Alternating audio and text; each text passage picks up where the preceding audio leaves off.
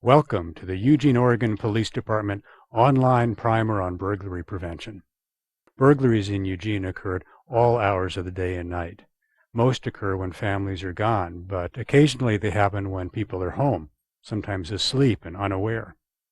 Home invasions, where violent offenders force their way into occupied homes, are very rare in this area, but even these have occurred.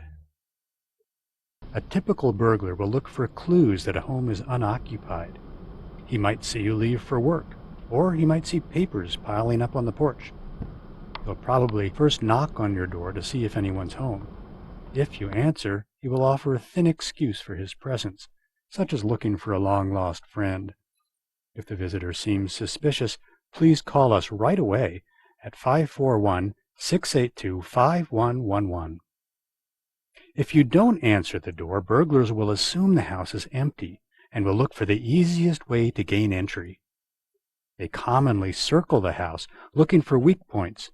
If they find an open door or window, 10 out of 10 are going to go in. Of course, many will try harder than that, prying or kicking doors or breaking glass, but not all will do so. So what you want to do is improve your odds. That's what it's all about. A place to begin is to make the house look occupied and secure. But you can cut your risks even further by applying the basic security measures we'll be discussing shortly. First, there are three basic concepts that are most helpful when looking for ways to improve security: natural surveillance, natural access control, and territoriality. Natural surveillance is the ability to see what's going on. It is enhanced by improving lighting, removing visual obstacles, or installing low-light cameras. When it comes to lighting, motion detector lights can be a great way to go. They can highlight activity when it does occur, but avoid wasting electricity when light isn't needed. They also startle the intruder and grab the attention of you or your neighbors. Two of the greatest problems associated with lighting are shadows and glare. Light should be evenly distributed to avoid creating pockets of deep shadow where offenders can hide. Also, note how easy it is to see the house numbers in this picture. This makes them easy for emergency workers to spot, especially at night. Lights should be shielded or angled away from your neighbors' homes and windows. Good neighbors are your best on-site security officers, but if they close their blinds because of the glare, you've lost an important resource. Access control is the ability to restrict entry onto your property or into your home. The primary tools for access control are fences around the property and locked doors and windows on the house itself. Now, a little bit about natural surveillance and access control.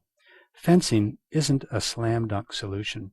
Solid fences or walls, tall shrubs, or other landscaping can provide good access control, thus deterring burglars, but they can also block surveillance.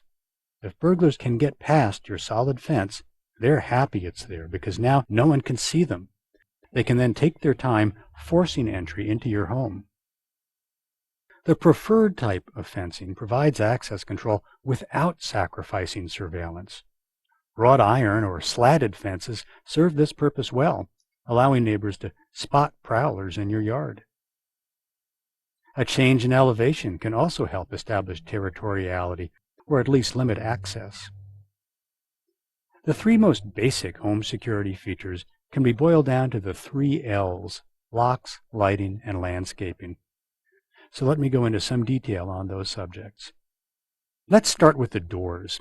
The most reliable and secure door is a solid hinge door and a solid frame well secured to the studs in the walls. The door should hang on secure, non-removable hinges. It should lock with a deadbolt lock. The throw or bolt should enter a high-security strike plate. In addition, the door should have a wide-angled viewer embedded at eye height. Let's take a look at each of those in more detail. First, the deadbolts. A deadbolt lock is critical for each exterior hinge door. When engaged, the bolt should extend about 1 inch beyond the door's edge. Fire code requires a single-cylinder deadbolt lock for residences. That means there should be a thumb turn on the inside.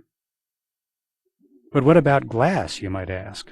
Good question. If there's a window in or near the door, a thief might break the glass, reach in, and unlock the deadbolt.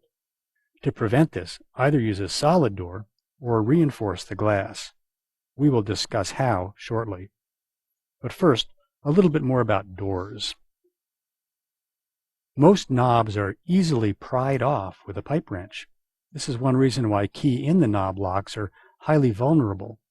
Ripping off the knob exposes the lock mechanism, which can then easily be turned with a screwdriver.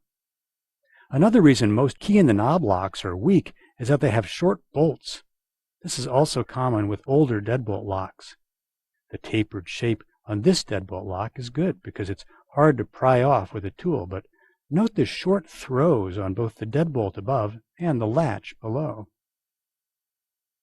Short latches are fine for holding the door shut against the wind, but are not adequate for security. If the bolt is short, a burglar only needs to create a half-inch gap to force a door open. The thrown bolt should enter a strike plate. A strike plate should be attached to the frame with 2 to 3 inch long screws that reach the studs in the walls. A heftier strike plate will require 4 screws and/or may come with a built-in metal box that is recessed into the framing. If any of these features are missing or weak, your door is vulnerable and can be kicked in.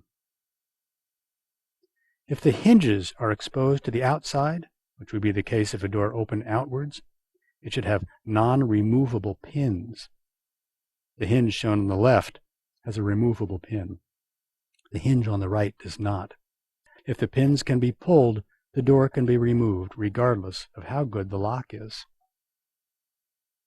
French doors are often vulnerable to being kicked in. Hefty slide bolts that slide into the framing above and below the door can help. Attach their strike plates to the frame with long screws. Doors and framing of many kinds can be reinforced with metal sleeves designed for this purpose. Sleeves are available at most lock shops or hardware stores. Peepholes are great security devices and are recommended for installation at eye level in all solid doors to the outside. They allow you to check out visitors before deciding to open the door. These are inexpensive, and if you can operate a drill, these are easy to install. Just insert a half from each side of the door and screw them together. You might want more than one to better serve people of different heights. Don't rely on chain latches alone. Chain latches can provide a false sense of security. If someone was truly a threat and slammed into a door that was already ajar, it's possible that a weak chain would snap. If the hardware was held in place with small screws, these could rip out. Keep the door locked. Check through your peephole to identify visitors before deciding to open the door. Sliding doors and windows are designed to lift in and out of the track for installation and repair. If there's too much slack, a burglar can pry the door out of the track, sometimes even if it is latched. To fix this, create bumps in the upper track. Many windows come with blocks for this purpose, or you can install screws that extend down to block the door from lifting. Sliding door latches are often weak. Sometimes we don't quite get them latched without realizing it. Keep a snug-fitting stick in the lower track to keep the door from sliding, or install a Charlie bar that does the same thing. The moving door should be on the inside of the stationary door. The stationary outer door, which overlaps the inside door, now helps keep the moving door from being pried out. If your door is designed backwards, it is very weak. If the moving door is on the outside, using a dowel to keep it from sliding would be pointless because the dowel would have to be on the outside. In that case, a commercial sliding door lock using the removable bolt concept can help. The lock shown here is mounted at ground level and operated with your foot. A variety of devices are available to further secure doors. Many are great for personal protection, but less useful when you are gone because they have to be engaged from inside the house.